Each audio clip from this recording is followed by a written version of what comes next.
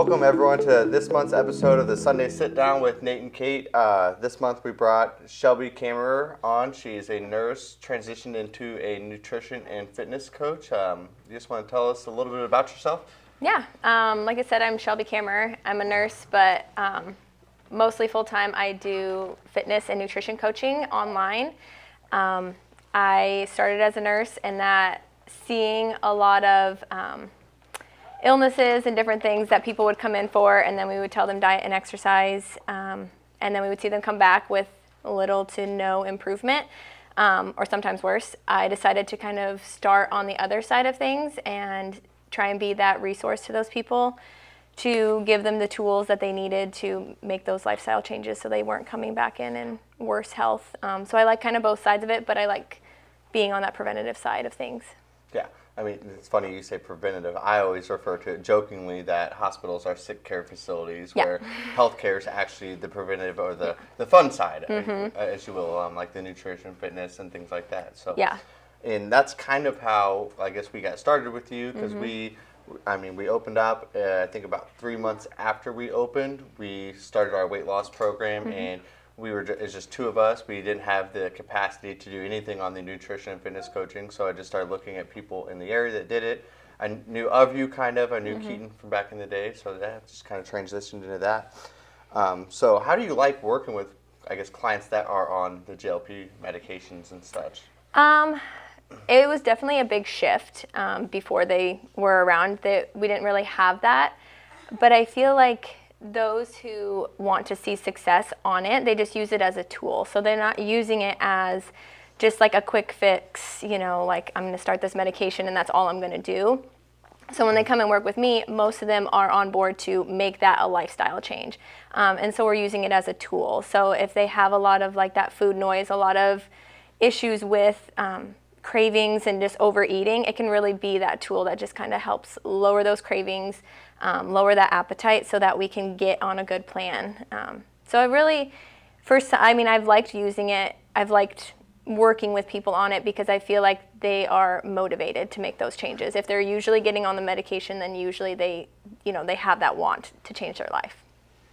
Yeah, I think one of the biggest things too, it's like dosing as well, which obviously you're not doing their dosing, but like helping with, like, you want to control that food noise, but also they still have to eat. They need to eat. Yes. It's just eating the right thing. So I think that's probably a big part of what you're doing as well. Absolutely, and that can sometimes be the biggest issue is most of them are so used to a lot of times overeating or just having a really bad relationship with food that then when their appetite does get suppressed, they're like, well, I don't want to eat anything. And so they just kind of go the opposite way of then they're not eating enough food. So it's kind of trying to find that balance of like getting them at a good caloric stance and a good like protein and eating well so that they don't have to be on the medication forever. They can come off of it and transition really well. Yeah.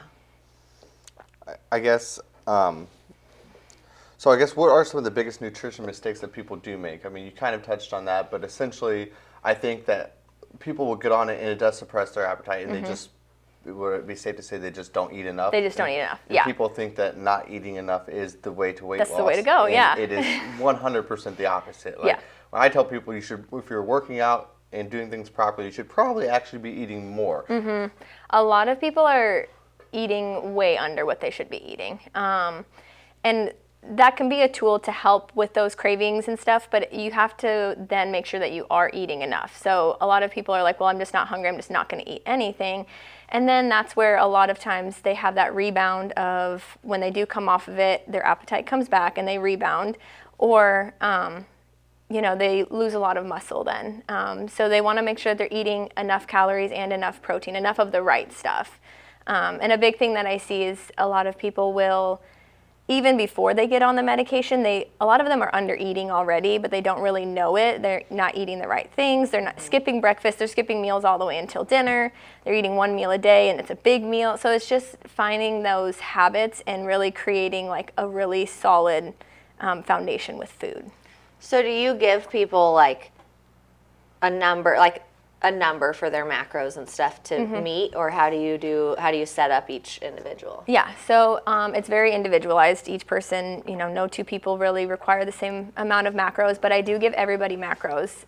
I don't always make everybody track macros because some people have if you could say the word macro and they're like, what are you talking about? I'm sorry.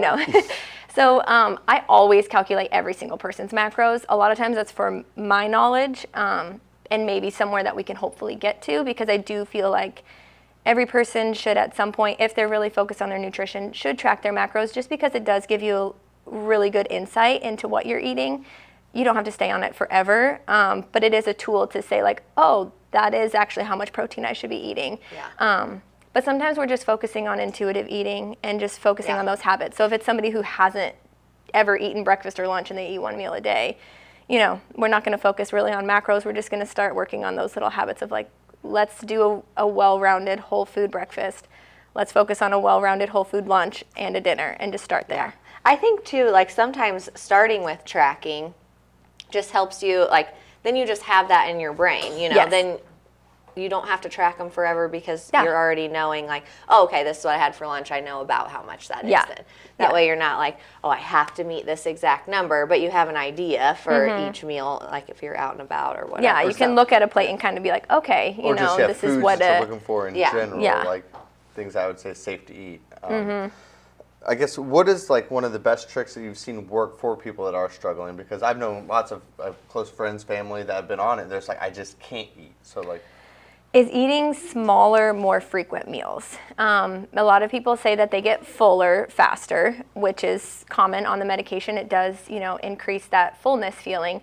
So trying to eat small amounts kind of throughout the day. I tell people if they can eat something that's protein focused every 3-ish hours, to just do that, to just focus on, a breakfast, whether that's, even if it's just one egg and a piece of toast, something like that, like a sourdough toast with maybe a little bit of avocado on it.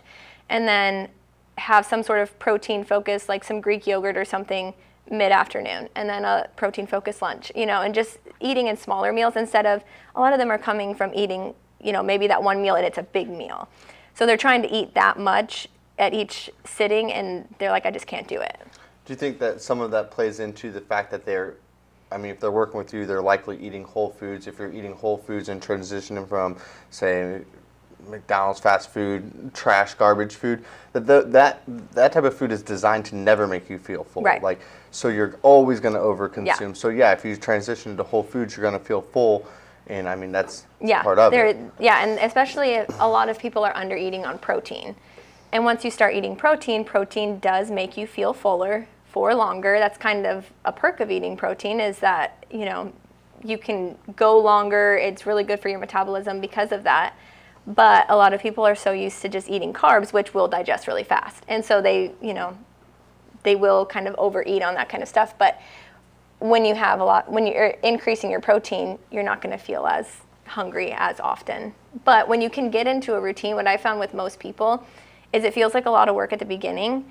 But as you continue to do it, if you do it consistently, you do train your body to then have those hunger cues of like, okay, every 3 hours, because then it gets used to that and it knows that it can metabolize that food at a certain rate. How do you prioritize, so a common side effect for GLPs would be like constipation, of course, because decreasing how quickly your gut is processing things, how quickly things are moving along inside of you. So how are you combating that with diet, like with fiber intake and that kind of thing? Really watching their fiber. So usually for most people, especially for women, you want to be about 25 grams of fiber. Some people, when they look for, like low carb foods and different things like that, a lot of times they're bulked with a lot of fiber or things that can hinder their digestion. So it's really keeping a track on that and a consistent track on that. So there's people that will eat like 10 grams of fiber one day and then the next day they're eating 30 grams of fiber. So that inconsistency really plays a huge part in it. And then another thing is hydration, just making sure that they're drinking enough water to keep things moving. And then utilizing some of those other foods that can sometimes help with some of that. So like apples, applesauce, prunes, different things like that if they like them. Yeah, for sure. Yeah, water's a huge one. Anyway, I would say, I think I heard a stat the other day where 75% of people are chronically dehydrated. Oh, I'd believe it. It's, I mean, it's pretty crazy. That's me, because I just drink coffee all day. Yeah, and I think we do overconsume in things like coffee, and that don't help our hydration at all. And then I find myself like chugging water to like try to catch up, you know, and it's like, but that's also not a good, you know. I have 2 things I drink. It's coffee or water. That's Right. like it. Coffee, water, my electrolytes, and that's. And Electrolytes or greens, like to toss those in. I got away from drinking coffee first thing in the morning, where like I try to get a good hour of my day in before, like I always start with the electrolytes first thing, and I try to get my cold plunge in. I even try to go to the gym, but sometimes going to the gym before the coffee doesn't work out. But GLP-1s are obviously all over the place. I mean, something's trending, I call it a trend word, GLP-1s or peptides, anything like that. People just try to jump on board and just market their products and such. So there's lots of myths, I think, surrounding GLP-1s.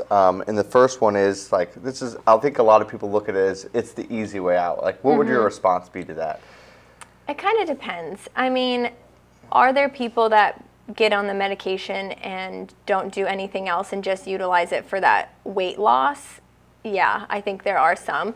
But I don't think it's the easy way out, because I think in the long run, those that do it that way are not having the easy way out, because most likely they're going to rebound and they're going to be heavier than they even were before they started.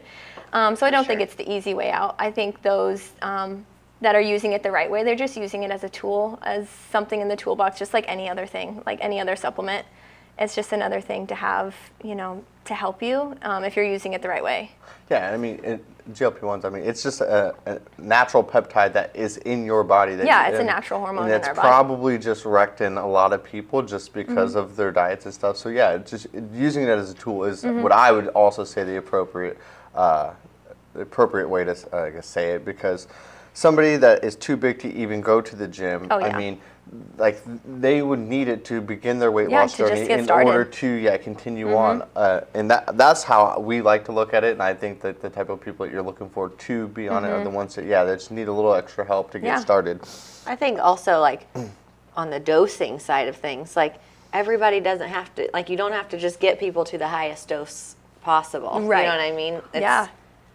That's what I don't like about all, you know, just keep pharmaceuticals. They're like, yep, go to the next dose regardless. And big pharma, obviously, they're going to push that because, I mean, higher dosage, more money for them. But ultimately, it's not about that. No, and I think it's monitoring too, because if you keep increasing the dose and they're losing weight at a too fast of a rate, then that's not safe either. It's not going to lead to the right results. Yeah. Do you have people that are like, well, I'm not really losing weight, and you're like, well, how much weight have you lost in the last month? You know, and they're like, 5 pounds. It's like, actually, that's great. Yeah. Because you shouldn't be losing 20 pounds a month. I mean, no, if you do, it's not coming from the right places. Yeah. You don't want to lose if you're losing it too fast, then it is, you know, you're breaking down your muscle, and you don't want to lose your muscle, which is part of the GLP-1s. I feel like that's another reason why they get kind of a bad rap too, is people are like, well, the muscle loss. But if you're doing it the right way and you're training and you're eating appropriately, you can really minimize that, and you make sure that you're not losing at a super fast rate. Yeah. Well, and then, I mean, even on like the skincare side of things, you know, if you're losing weight way too fast, you know, people start to look like ghastly. Yes. Or if they've lost too much weight and you're not prioritizing protein and things that are going to help build collagen and all that, and then, you're going to age. Yeah. Like, your face is going to look old. Yeah. And then 100%. You're going to be in an office for fillers and everything else, you know? It's like, for you. I know, but I don't want to have to reverse that. It's hard. And you don't want, I mean, it's just not healthy, you know? And that's kind of why we're in it. So you kind of touched on, like, the other myth, like, you'll gain all of the weight back. I think that is a common myth, and I think it is true of the people that simply just use the medication, get to the highest dose, they lose the weight, they change. I kind of think they're abusing it. I mean, because oftentimes, it's not always, but I'm just going to say oftentimes, I mean, obesity is a result of lifestyle, diet and lifestyle. Absolutely. So therefore, if you do not fix those things when you're on the medication, when you stop the medication, it's either a lifetime medication or you have to eventually learn the lifestyle changes. Yeah. That's why we made, I mean, almost only use it in that manner, just because you want to truly help people. To be clear, we're talking about it for weight loss, not diabetic control. Yes. So, Yeah. Yeah, I mean, I think that my main focus when I tell people when they're on it, I'm like, this is our opportunity to use it as a tool to get your lifestyle to where it needs to be. When you don't have the food noise, you don't have all those hunger and the cravings and things like that, let's use it as a tool to where now we can get your nutrition on a good point. Yeah, you're going to have some times where you don't feel hungry, but you're going to need to eat anyways. But do it, because then you're going to see the results and you can transition off the medication and you just keep going. You don't have that rebound effect, and you can respond. You can continue to lose weight even without the medication. It's to use it as a tool to set that foundation for later on in life, and not, have to rebound and then go back on it, For sure. All right. Yeah, let's do a little bit of a rapid fire. What's the best high protein snack? Best tasting or best? Both. Yeah. For me, I really like Greek yogurt. I feel like it's versatile. I mean, you can do so many different things with it. For me, I like to do like a non-fat Greek yogurt with a little bit of extra protein in it. And then you can make it however you want. You can add some granola to it. You can add some fruit to it. You can add some honey. High protein. Like, I do a little bit of chia seeds in mine. I just feel like you can do blueberries, so many raspberries. different things. Peyton loves it too. Yeah. Perfect breakfast. And it's like nutrient dense. And I use it a lot for those who do have like a sweet tooth. Yeah. I'm like, okay, do a yogurt bowl. And even if they're like, I love Oreos, I'm like, okay, crush one Oreo up on your, you have a little bit of that Oreo, but you're not going to overeat it, because you have substance, you have protein, and you're going to feel full, and you're not going to want the rest of the It's funny that you Oreos. say it craves the sweet tooth, because when I first started eating yogurt like all the time, I was just like, I don't know why people don't just use this as their fruit dip. I'm like, it tastes identical to fruit dip in my opinion, but it's much better for you. Yeah, So. there's so many times when, like somebody will be like, oh, do you guys want to go get ice cream? Or like the kids will want ice cream. And I have a yogurt bowl every single night. That's like my nightcap. I love it. I look forward to it.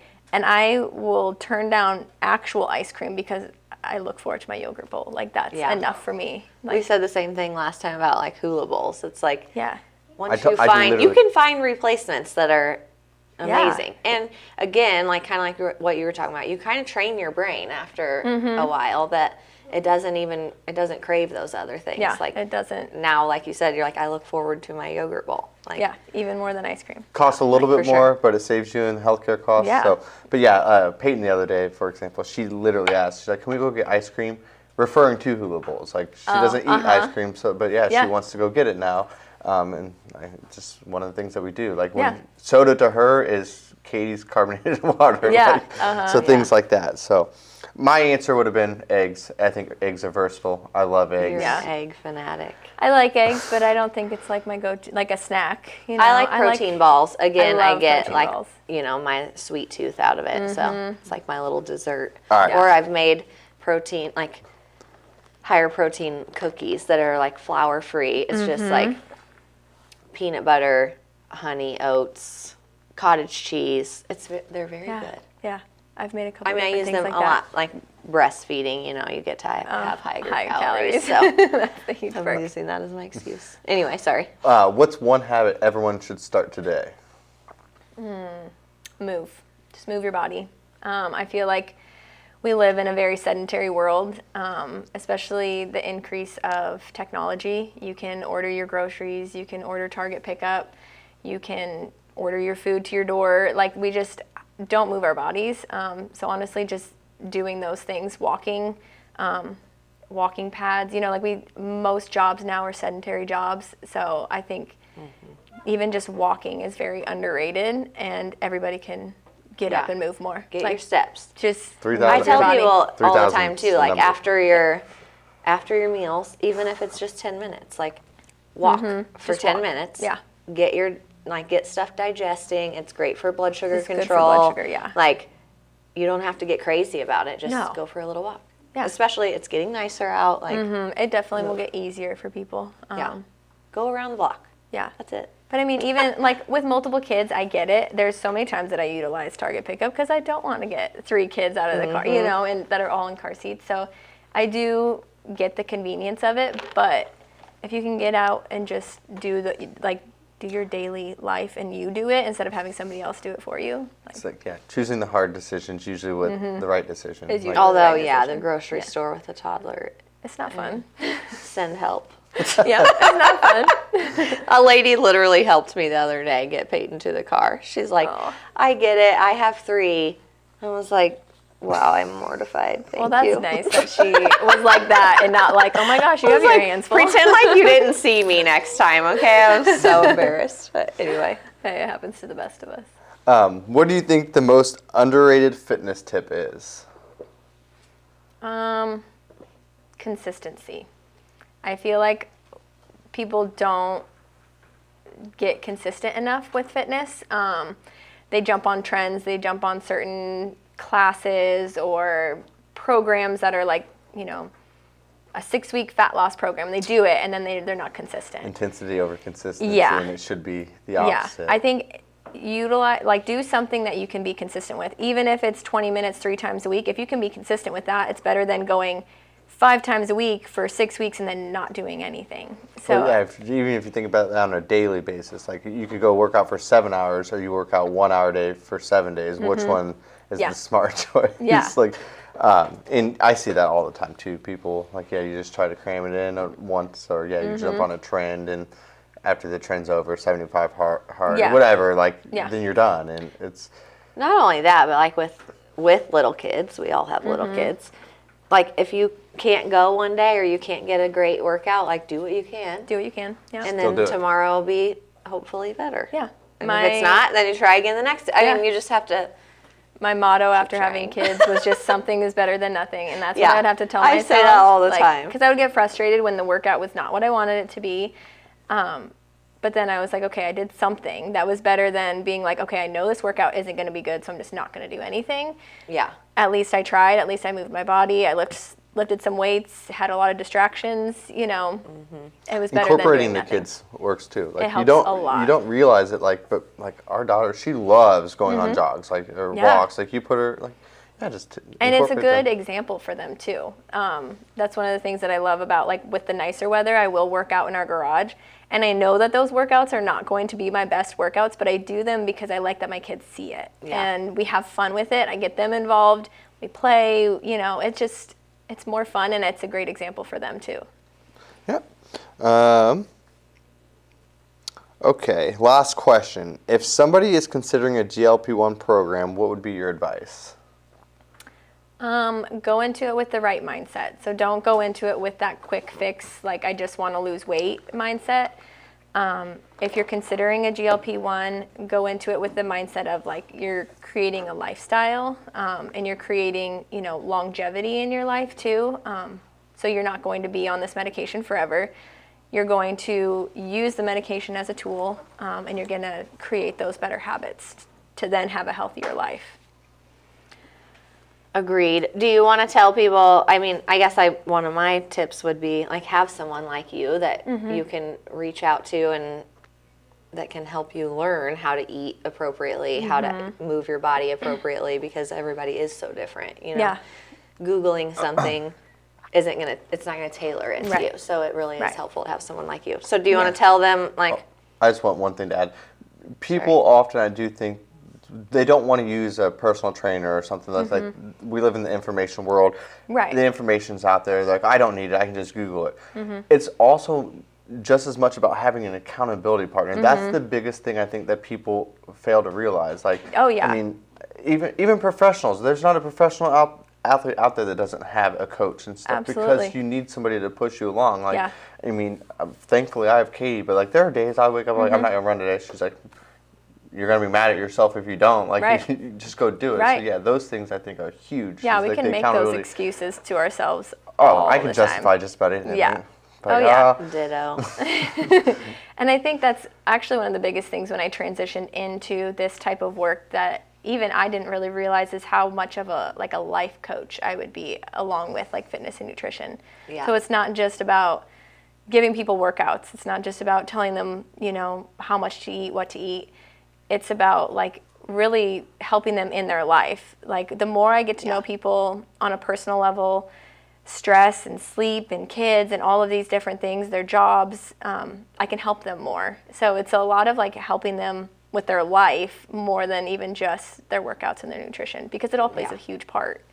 And then just building community, you know, then you know, if you're sending them into like Nutrition HQ for their supplements or whatever they might be using, you know, then they can have more community there too. And it's just, it all comes full circle. And I feel like that does help people just stay on track, or feel like then on the hard days, like, they have the support. Yeah. Yeah. Yeah. Do you want to tell people how to get a hold of you, or how to like find you if they want to use you? If you have any open spots ever. I do, yes. I never really turn anybody away unless I like absolutely have to, because I do want quality over quantity. But you can find me on Instagram, scfitness905. scfitness905.com is also my website. I'm also on Facebook, same exact thing, scfitness905.